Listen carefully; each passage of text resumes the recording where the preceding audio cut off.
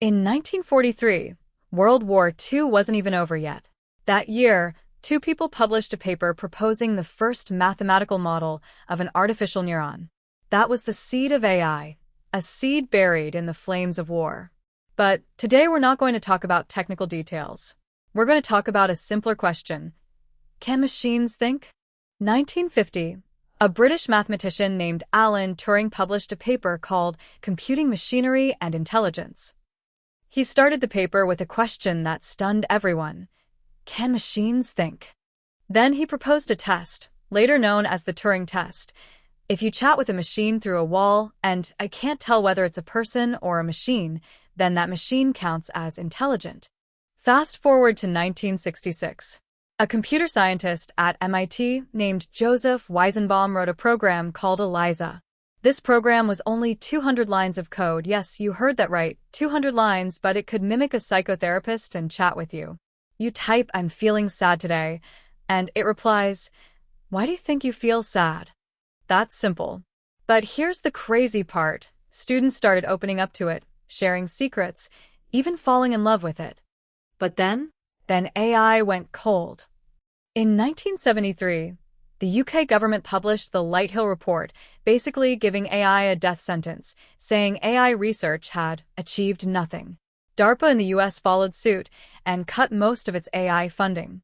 From 1974 to 1980, this was AI's first winter. No money, no interest. AI went from a world-changing dream to a joke in academia.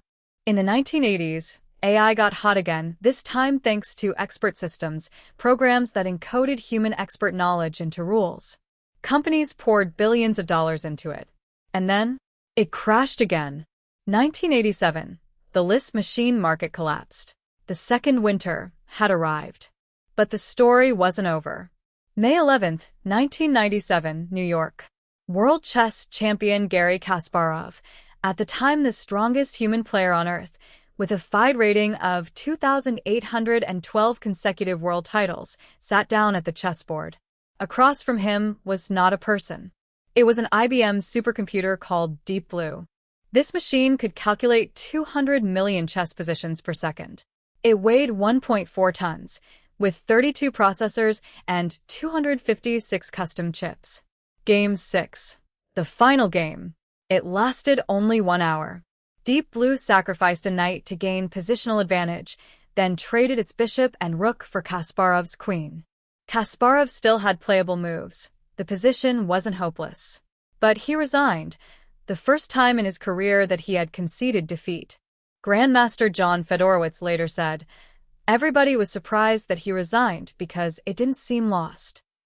For the first time, a human was defeated by a machine in a game of intellect. Deep Blue won. The whole world cheered. AI is here. But Deep Blue didn't really think. It was just brute force calculating 200 million moves per second, beating humans through sheer power. It couldn't play Go. It couldn't recognize a cat. It couldn't chat with you. So even after Deep Blue won, AI was still in winter. The next breakthrough wouldn't come until 2012. 2006, a young computer science professor named Fei Li made a crazy decision. She said, "Everyone's been focused on building better algorithms, but maybe we've been ignoring the data itself." So she started building a massive image database, ImageNet, 12 million images, organized into over 20,000 categories. If one person did the labeling, even without sleeping or eating, it would take 22 years and 10 months. So she used Amazon Mechanical Turk, hiring thousands of people from around the world to help her label. September 30th, 2012.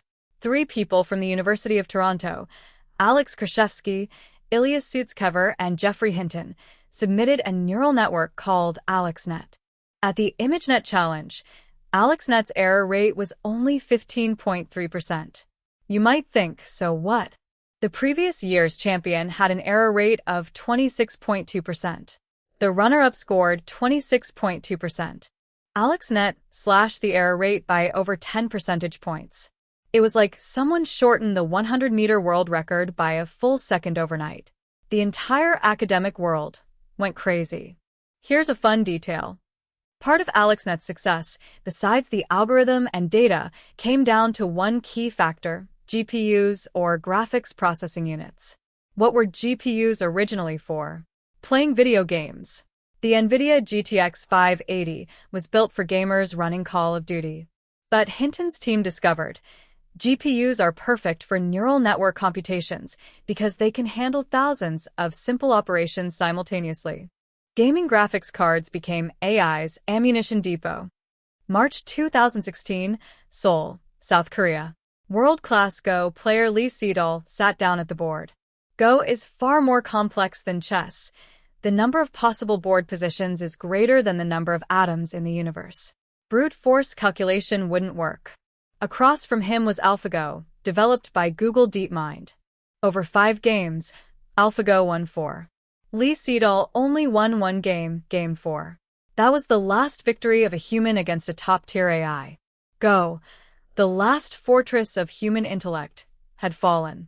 From AlexNet in 2012 that could recognize a cat, to AlphaGo in 2016 that could play Go, to today's ChatGPT that can chat with you, AI has traveled this road in just over a decade. Today's AI can write poetry, write code, diagnose illnesses, and drive cars. It didn't become smart overnight. It went through 2 winters and 3 waves, spent decades in the cold palace, and finally waited for its time to shine. So, why did AI suddenly become so smart? The answer is simple. 3 things matured at the same time. First, data. The internet gave AI massive amounts of learning material.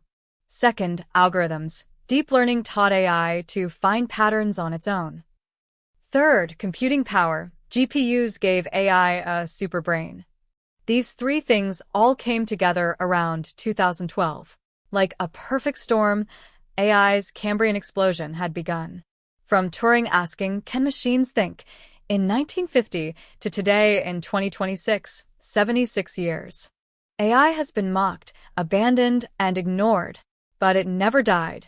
After every winter, it came back stronger than before. This is the story of AI's rise, not an overnight success, but 76 years of persistence. And the best part? It's only just beginning. I'm StickGoTech, and I'll see you in the next one.